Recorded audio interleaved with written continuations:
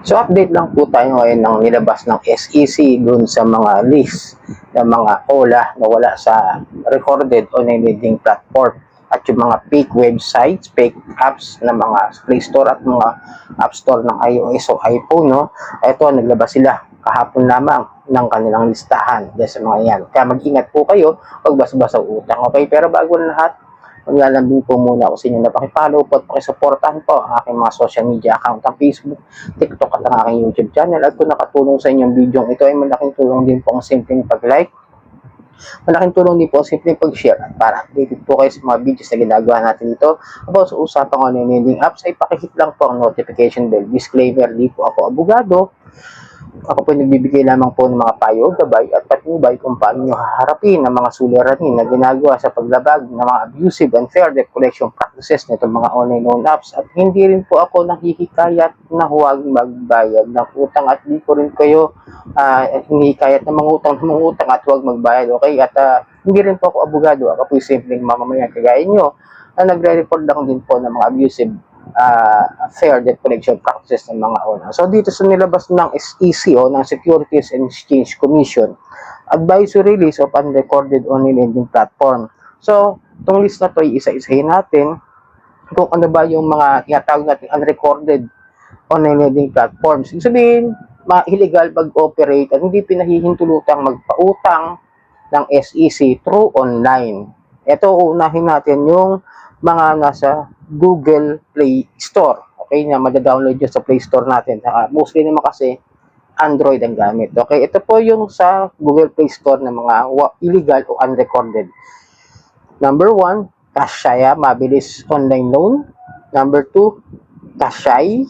Number 3, Kashay Pro, Cash Loan App. Number 4, Credimint, track every peso. Number 5, Finara Credit, Fast Cash Loan. Number 6, Peso Bridge. Number 7, PesoMate Online Cash Loan. Number 8, P-Link Loan Peso Loan. Number 9, Smart EMI. Number 10, Swift Money Smart Loan App. Number 11, Belto. Okay? Then, sunod tayo sa Apple Store. Okay? Sa Apple Store, ilan-ilan lang po yung nakita ko na nilagay nila ng mga unrecorded online lending app platform o online lending platform. Yung wala sa lista ay mga illegal. So, yung sa mga iOS o Apple Store, ito po ay ang number 1, Adelpos Cash Lending App and Loan. Number 2, Prime Credit Lending App and Loans. Number 3, Capital Note Expense Tracker. Okay, malinaw? And then, ito medyo marami yung mga tinatawag na mga online loan app o mga online lending platform na may mga fake websites, yung mga copycat, fake Facebook pages, yung mga kinopya ha. Kunwari, si Tala, example natin, pinakamaraming may mga nanggagaya at kumukopya ng pangalan ng kanilang financing company na nagpapautang online. Okay, ito to. Unahin natin yung mga fake. Kasi may mga legit talaga dyan ng mga nakarehistro sa SEC. Number 1, yung Tala Maya Loan App Philippines. Biro nyo pinagsama Tala tapos Maya Credit. Tigas din ang mukha. No? Number 2, Tala Now Lending App. Number 3, Tala Peso Cash App Philippines. Number 4, Mocha Mocha Pass Peso Loan App. 5, Mocha Mocha Online Loan App. 6, Mocha Mocha Quick Cash Loan App. Number 7, Mocha Mocha Loan App Philippines. Number 8, Peso Buffet Quick Peso Loan. Number 9, Atom Loan Online Peso Loan. Number 10, Digido. Ito yung bagong labas niya na nakita ko sa Play Store, no? Online lending app. Number 11, MyPera Loan App Philippines. Number 12, Loan Eco Loan App Philippines. Number 13, CLI Finance Incorporations. Number 14, Pinoy Pondo. Number 15, ML Luwilier Lending Professionals Incorporation. Facebook page to. Number 16, OFW Pera Ngayon. Number 17, Bridge Link Lending Corporation. Number 18, PesoLending.com. Number 19, WHG Loan. Number 20, WHGCustomer.com. Number 21, Fake Facebook Page Impersonating Summit Lending Corporation. Ayun o, diba? Medyo kilala yung Summit Lending. Pero meron siyang fake Facebook page. Ito, bigyan ko lang kayo ng mga advice at patnubay na dapat ninyong gawin at dapat nyong tandaan kapag sa mga ganyan. Nagkalat po talaga ngayon ng mga illegal online loan apps, unrecorded online loan apps, fake Facebook pages, websites, and mga kung ano man yun, may sinilip ako.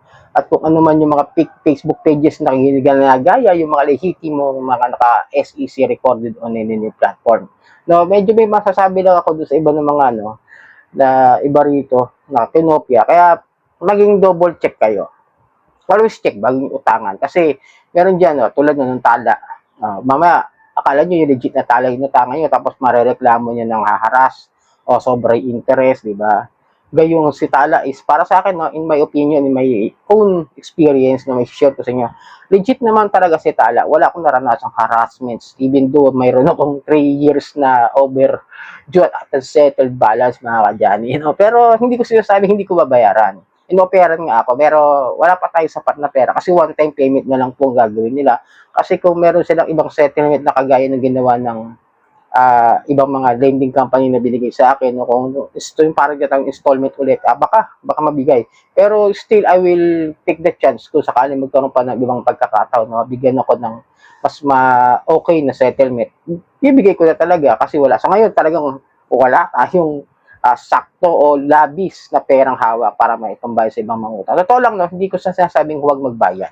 Kung tayo magkakaroon ng pagkakataon na mabayaran yung mga legit na mga OLA, bayaran natin. Pero itong sinasabi ko sa inyo ay, yan ay hindi ipinahihintulutan ng SEC na mag-operate. Kaya nga nagpapaalala rin sila in their part na maging maingat kayo. Kasi most of the time, gagamit dyan ng mga ng mga peking online loan apps like that, yung Kashaya, ba? Ang dami ako nakikita rin na minsan pa bago-bago lang yan ng mga pangalan. Example natin yung GC Lend, naging si Yulin, tapos ngayon si Loanmate ba yun, if I remember it correctly. Pagkatapos yung isa, di ba, yung ZRT Credit, ngayon iba na rin yung pangalan eh. Parang ito na si Pinara eh, in just